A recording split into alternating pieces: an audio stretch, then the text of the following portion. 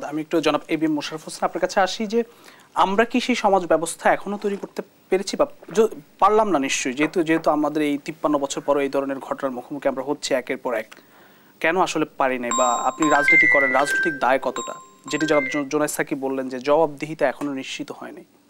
না, দায়িত্ব অবশ্যই সবারই আছে সমাজের, কারণ আমরা যারা সমাজের রাজনীতি করি, যারা সমাজবিদ, যারা সমাজ নিয়ে চিন্তা করে, সবারই তো একটা ভূমিকা আছে। কিন্তু আপনি দেখবেন এই সমাজটা যে কাঙ্ক্ষিত লক্ষ্যে পৌঁছার কথা সেই লক্ষ্যে আমরা পৌঁছাতে পারিনি। এখন এই যে সাম্প্রতিককালে আমরা দেখতে পাচ্ছি ধর্ষণ, এগুলো দেখেন এই ধরনের সংক্রামক রোগ কিন্তু আমরা প্রায় দেখি রোগের মতো। যখন ধর্ষণ শুরু হয় একসাথে একটা সিরিজ একটা প্রোগ্রাম চলে, কিন্তু হলো এর বিরুদ্ধে কার্যকরী আমরা কী ব্যবস্থা গ্রহণ করতে পেরেছি। আপনার নিচে মনে থাকার কথা, আমরা যখন ছাত্র ছিলাম 80-র দশকে, তখন অ্যাসিড নিক্ষেপ একটা ভয়ঙ্কর বিষয় ছিল। যে কোনো একটা সুস্থ স্বাভাবিক মানুষকে অ্যাসিড দিয়ে ধর্ষিয়ে দেওয়া হচ্ছে, তার মুখমণ্ডল পুড়িয়ে দেওয়া হচ্ছে, সমাজে মানে তাকে মুখ দেখাবার মতো সে পরিস্থিতিটা থাকে না। তখন কিন্তু একটা আইন পাশ হয়েছিল, যারা অ্যাসিড নিক্ষেপ করবে তাদের মৃত্যুদণ্ড। তারপর কিন্তু দ্রুত গতিতে অ্যাসিড নিক্ষেপ কিন্তু বাংলাদেশে এখন নাই বললেই চলে। কিন্তু এই ধর্ষণের ব্যাপারে আমরা কি দৃষ্টান্তমূলক সে শাস্তি দিতে পেরেছি? আমরা পারি নাই। যার জন্য আর এগুলি দেখবেন এর সাথে সমাজের বেশ কিছু কম্পোনেন্ট জড়িত আছে। আপনি কর্মসংস্থান জড়িত আছে, ফ্রাস্ট্রেশন জড়িত আছে, অনিশ্চিত ভবিষ্যৎ জড়িত আছে, যেই তরুণ বা যে যুবকরা এই কাজগুলি করে তাদের ক্ষেত্রে। এই ক্ষেত্রে আমরা কিন্তু তাদেরকে গ্যারান্টি দিতে পারছি না। যেমন এখানে আমাদের বৈষম্য বিরোধী আছে, এখন তো যদিও এনসিপি হয়ে গেছে, তাদের একটা মূল কিন্তু প্রতিপাদ্য বিষয় ছিল কর্মসংস্থান, চাকরি। কিন্তু দেখেন আমরা 7 মাস পেরিয়ে গেছে, আমরা সেই কর্মসংস্থানের কি কোনো সুনির্দিষ্ট ব্যবস্থা করতে পেরেছি?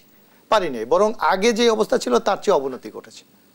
তো এই যে ফ্রাস্ট্রেশন, এই যে হতাশা থেকেই কিন্তু এইরকম সমাজ বিরোধী কিছু কার্যক্রম তৈরি হচ্ছে, এবং যা রাষ্ট্র কিন্তু এখন প্রোটেকশন দিতে পারছে না। কারণ আমরা দেখছি আইন শৃঙ্খলা রক্ষার চরম অবনতি, কোনোভাবে আইন শৃঙ্খলা রক্ষা করা যাচ্ছে না, এবং সরকারও অনেকটা এই ক্ষেত্রে কি কার্যকরী উদ্যোগ নিচ্ছে সেটাও কিন্তু খুব স্পষ্ট না। যার কারণে কিন্তু অনেকে যারা এই ধরনের কাজে সম্পৃক্ত তারা কিন্তু অনেকটা উৎসাহ হচ্ছে, মনে করছে তো এখানে আমাদের শাস্তি নাই, বিচার নাই। তা আমার মনে হয় এই কৃষক ক্ষেত্রে যদি আমরা একটা সম্মিলিত কার্যকরী উদ্যোগ গ্রহণ করতে পারি, তাহলে এই ধরনের অবস্থা থেকে আমরা কিন্তু অনেকটা বেরিয়ে আসতে পারি। রাজনৈতিক দায় তো নিশ্চয় রয়েছে। রাজনৈতিক দায়িত্ব আজকে দেখেন আপনারা এই যে মাগুরায় আসিয়ার যে ঘটনা ঘটেছে, আপনি দেখেন বাংলাদেশে এমন কোনো মানুষ আছে যে এই জিনিসটাকে সমর্থন করেছে? বরং তারা সবাই নিজ নিজ অবস্থান থেকে কিন্তু প্রতিরোধ করে দাঁড়িয়েছে।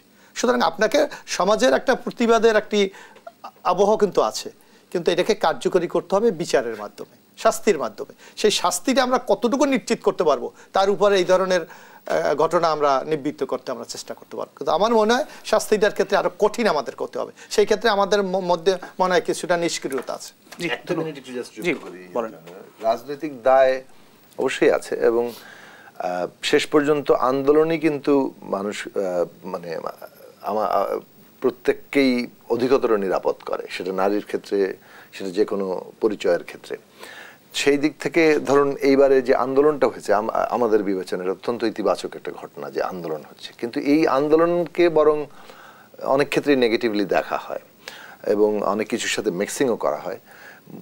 প্রধানত আন্দোলনটা মানে এই যে নারীর নিরাপত্তার প্রশ্নে যে তার যে শক্তি সেইটাকে সামাজিকভাবে সামনে আনে, সেইটা সরকারের জন্য উচিত ছিল যে বরং ইতিবাচকভাবে দেখা। বরং সরকার পুলিশের সাথে একটা ধাক্কাধাক্কি হয়েছে, সরাসরি পুলিশ মামলা করে দিল, সেই জায়গাটা বরং একটা নেতিবাচক বার্তা দিয়েছে। যারা আন্দোলন করছে ধর্ষণের বিরুদ্ধে তাদের বিরুদ্ধে মামলা হচ্ছে, অথচ যখন আবার মানে দঙ্গল মানে মবের মতো করে বিভিন্ন জায়গায় আক্রমণ হচ্ছে, সেই আক্রমণকারীদের বিরুদ্ধে কিন্তু আমরা তেমন কোনো ব্যবস্থা দেখতে পাচ্ছি না। বরং ওই ক্ষেত্রে আইন শৃঙ্খলা বাহিনীকে অনেক পিছু হটতে দেখা যায়, অথবা প্রায় নিষ্ক্রিয়তার জায়গা অনেক ক্ষেত্রে দেখা গেছে। সেইটা একটা বড় ধরনের হতাশার জায়গা তৈরি করে। জি, ধন্যবাদ।